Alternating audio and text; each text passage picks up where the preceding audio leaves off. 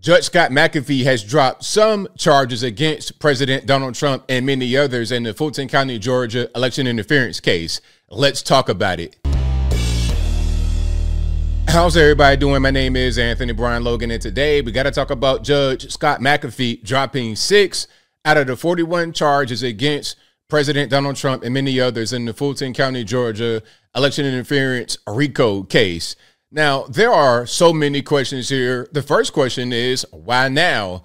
Why are these charges being dropped right now during this whole Fani Willis fiasco? Because let's be clear about what's happening. The Fani Willis, Nathan Wade, Terrence Bradley, Ashley Merchant drama is part of the case, but it is not the case.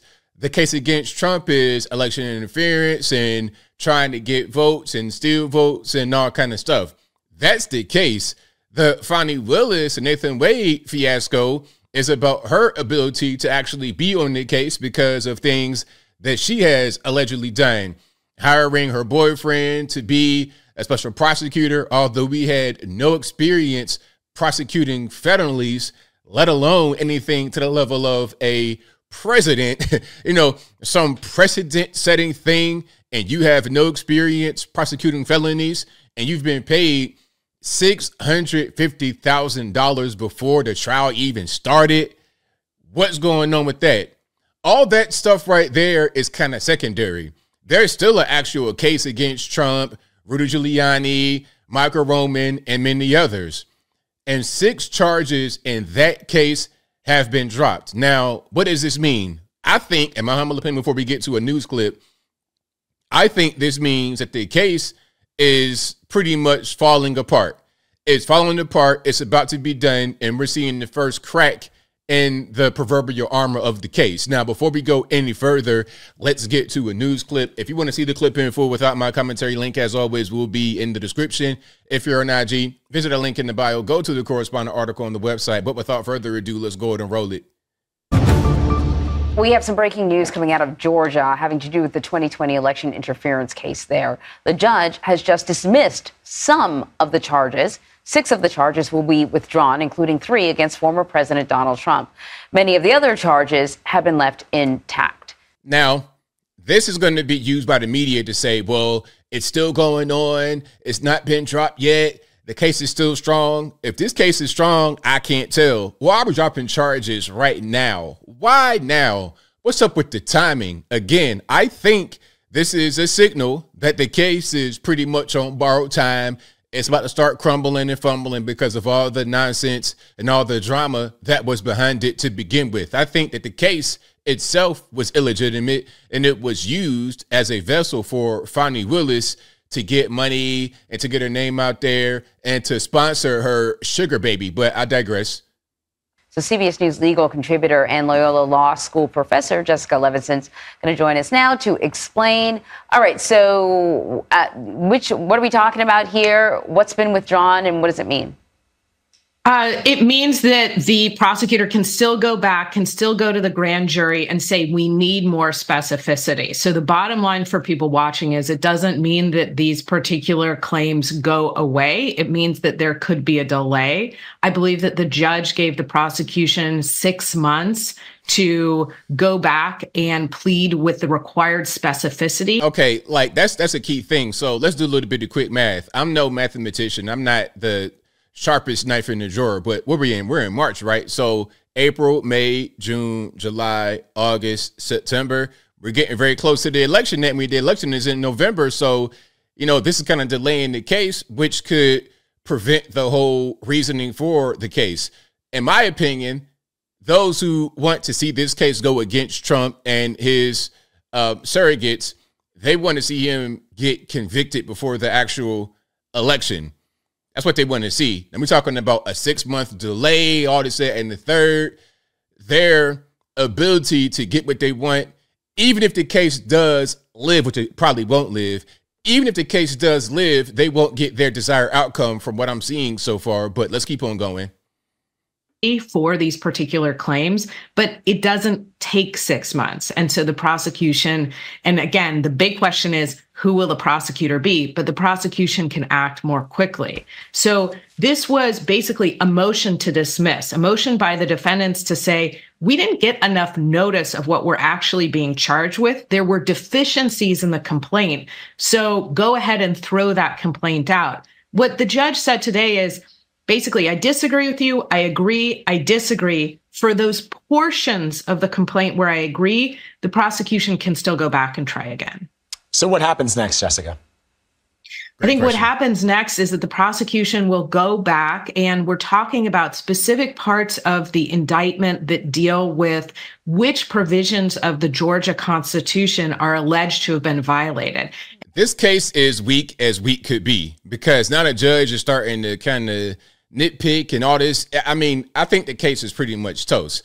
Not just because of Fani and what she's been doing allegedly. It's also because of the case itself, the structure of the case and the charges. It's weak. It's very weak. And what the judge says here is there's a lot of provisions of the federal Constitution and the Georgia Constitution. Go ahead and give the defendants notice of exactly what we're talking about here. And I think that that's what the prosecution will do. They'll go back to a grand jury and they'll say, we mean these particular provisions of the Constitution. They can then issue a superseding indictment. That just means like this is the new amended complaint, and they can then continue to move forward. So I can't keep track now of any of the dates of any of these things, but I presume something like this pushes whatever dates are on the calendar, pushes them back. Exactly. That's kind of my thought process as well. Absolutely. Now, she's saying that things could be done quicker if the prosecution wants, but I think that any kind of delay like this is going to push it back. And that's if the case lives, and the chances of that happening is slim to none, and Slim just got fat. Well, I don't know, actually, in the sense that the next criminal trial, I think we all understand, will be that March 25th trial in New York. And that's the case that deals with the hush money payments and the business ledgers and whether or not the former president committed a felony by Now, we're going somewhere else. Now we're not even in Georgia no more. Now we're in New York. We're dealing with a whole different case that's not at all related to Georgia, but maybe their objective on CBS, another alphabet letter news outlet, is to see if Trump will get convicted of something. That might be their objective, because now we've left Fulton County. We're in New York City.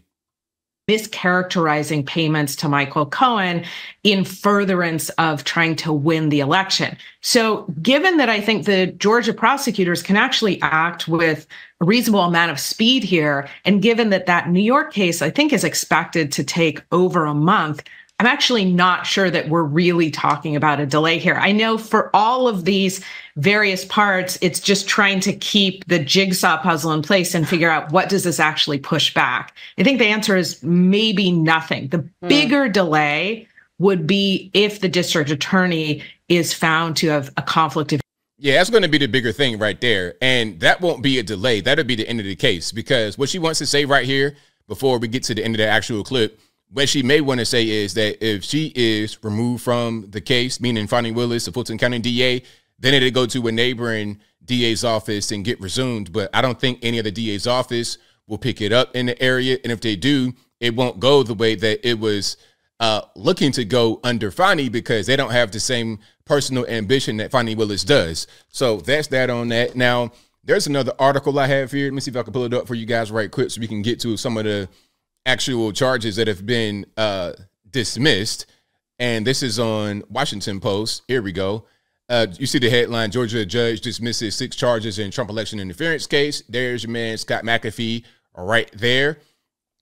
So let me read this right here. It says the 6 counts, which also implicate former New York Mayor Rudy Giuliani, former White House Chief of Staff Mark Meadows, and former Trump campaign attorneys Robert Cheeley, John Eastman, and Ray Smith, were related to an alleged pressure campaign against elected officials, including Georgia Secretary of State Brad Raffensperger, members of the Georgia Senate, and then Georgia House Speaker David Ralston, to undo Trump's loss in the state. Among the 6 charges dismissed was one related to the phone call Trump and Meadows made Raffensperger on January 2nd, 2021, in which Trump urged fellow Republicans to find enough votes to overturn his defeat in Georgia.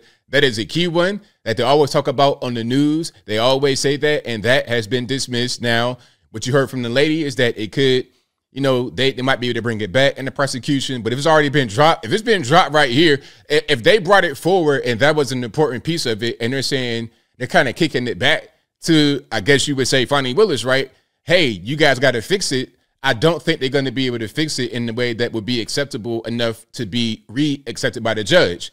Maybe I'm wrong about that.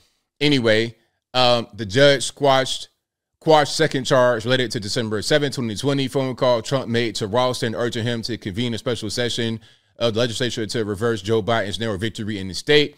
McAfee dismissed a third charge against Trump, alleging that he again pressed Raffensperger to break the law when he sent him a letter in September 21, calling on the Secretary of State to overturn the election and announce a true winner. Steve Sadow, an attorney for Trump, said McAfee had made the correct legal decision. The prosecution failed to make specific allegations of any alleged wrongdoing on those counts. Sadow said in a statement, the entire prosecution of President Trump is political, constitutes election interference, and should be dismissed. The judge's decision means Meadows, who has been seeking to move his case to federal court, now faces only a single racketeering charge in the case. James Durham, a lawyer for Meadows, did not immediately respond to requests for comment. But the legal fight over the charges may not be over. McAfee's order granted the state a 6-month window to resubmit the case to a grand jury to seek an appeal of his order. Okay, so again, that's pretty much that. There's more charges that were dismissed, but those are pretty important. The call to Raffensperger and that's like the core of the case. I mean, maybe I'm wrong. Maybe I'm missing something else that could be the core of the case, but that's pretty much it. Now, okay, you guys kick back and try to figure it out.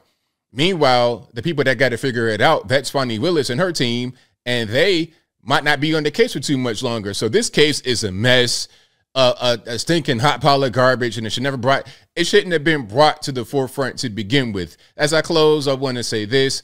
Shout out to the judge. Shout out to Fani. Shout out to everybody in the case. This, in my opinion, will be over with pretty soon. All this jazz about going back to the grand jury and resubmitting and appealing, I don't think that will be necessary at all. But I think I'll leave that right there for now. And what say you? What's your opinion about these 6 charges being dropped from the 41-count election interference case against Trump and many others? Whatever your thoughts are, let me know in the comments below. You guys know where I'm at. I think this signals that the case is about to be over. It's so many problems with it. It's janky. It's raggedy. It's taking forever to begin. It's just so much corruption and nonsense. It's just a hot, stinking pile of garbage.